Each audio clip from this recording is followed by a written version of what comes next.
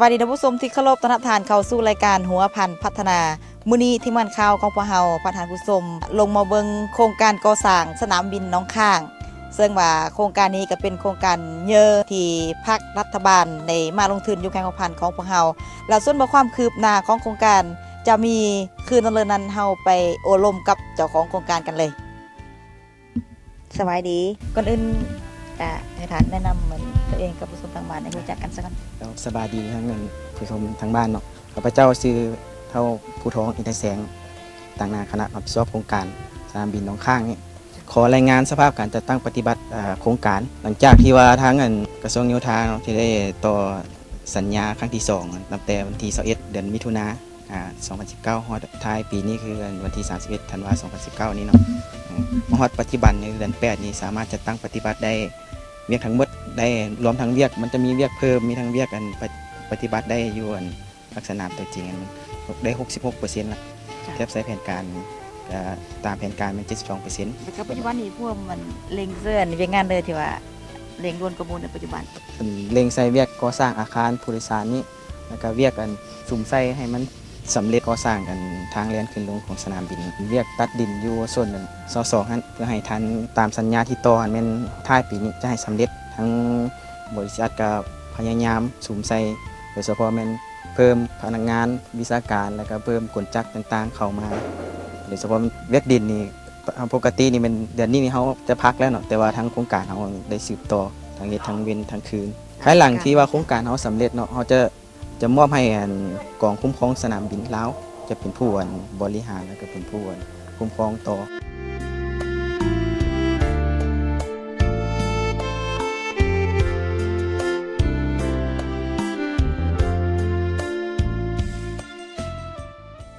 ท่านผู้ชมที่เคารพระยะนี้จะพาท่านผู้ชมไปโอลมกับท่านชินครไสยะวันศรี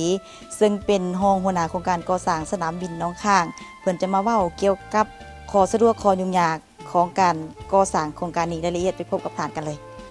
สวัสดีโดยอยากคือฐานรายงานเกี่ยวกับความสะดวกความยุ่งยากของการก่อสร้างโครงการสนามบินน้องข้างให้กับผู้ชมทางบ้านได้รับรู้กันเจ้าคนอื่นก็ถือโอกาสนี้ฝากความสวัสดีมาทางพ่อแม่ประชาชนทางบ้านขออนุญาตรายงานเกี่ยวกับการจัดตั้งปฏิบัติโครงการขอสะดวกขอยุ่งยากเนาะขอสะดวกในการจัดตั้งปฏิบัติโครงการก่อสร้างสนามบินน้องข้างนี้ถือว่าทุกองค์การจัดตั้งคันเมืองคันแขวงก็คือคันศูนย์กลางได้ลงติดตามอย่างกระชิดถือว่าเพิ่นก็เป็นห่วงเป็นใยทุกภาคส่วนที่มีโอกาสได้มาเวียกทางแขวงพันเพิ่นก็ได้มาลงติดตามสุกยู่และก็การจัดตั้งปฏิบัติปัจจุบันถือว่าบริษัทก็ถือว่าได้ซุ้มใส่จัดตั้งปฏิบัติตามแผนเวียกที่ได้กำหนดในอายุสัญญาใหม่ที่ได้ต่อครั้งที่2หันถือว่าปัจจุบันนี้บริษัทก็ถือว่าซุ้มใส่ทั้งเว้นทั้งคืนทางมื้อใดฝนบ่ตกเนาะส่วนข้อยุ่งยากหันถือว่าก็คือปัจจุบันนี้ถือว่าฮอดฤดูฝนแล้วก็ถือว่าการจัดตั้งปฏิบัติก็ถือว่าพบความยุ่งยากพอสมควรเป็นต้นแม่นเวียกดินตัดเนาะอยู่ในส่วน2ที่เฮากำลังสืบต่อจัดตั้งปฏิบัติหันถือว่าเคสนี้ถ้าหากฝนตกในมื้อนึงหันการจัดตั้งปฏิบัติก็จะลาซาไปเป็นเกือบมื้อ2มื้อจังสืบต่อจัดตั้งปฏิบัติใดก็ถือว่าพบความยุ่งยากพอสมควรแต่ว่าถึงอย่างไรก็ตามทางบริษัท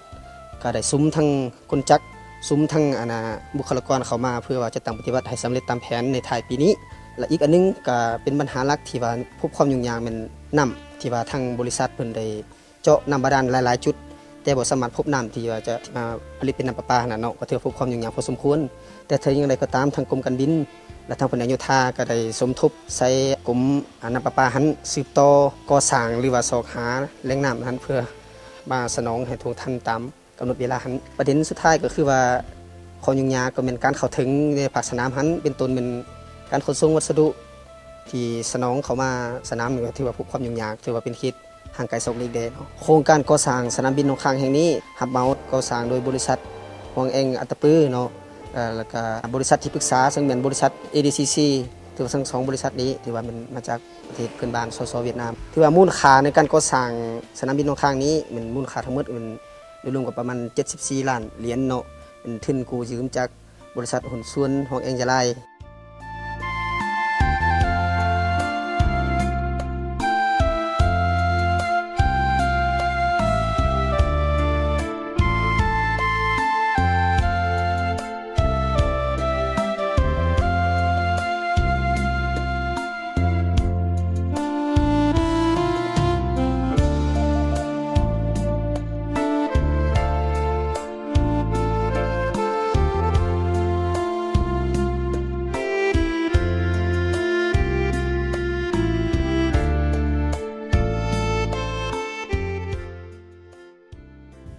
ท่านผู้ชมที่เคารพที่บรรทานได้รับชมพันประนั้นก็แม่น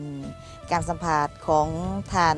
หัวหน้าและก็ห้องหัวหน้าโครงการก่อสร้างสนามบินหนองคายเมืองเสมอจังหวัดพันของพวกเฮาและก็ส่วนว่าความคืบหน้าของโครงการนี้จะมีขึ้นเดือนนั้นวันแสงเนาะจะนำมารายงานให้กับประธานได้รับชมตามทีหลังและก็มาวันนี้ผู้ดำเนินรายการมื้อนี้พร้อมด้วยทีมงานรายการหัวพันพัฒนาลาท่านผู้ชมไปก่อนสบายดี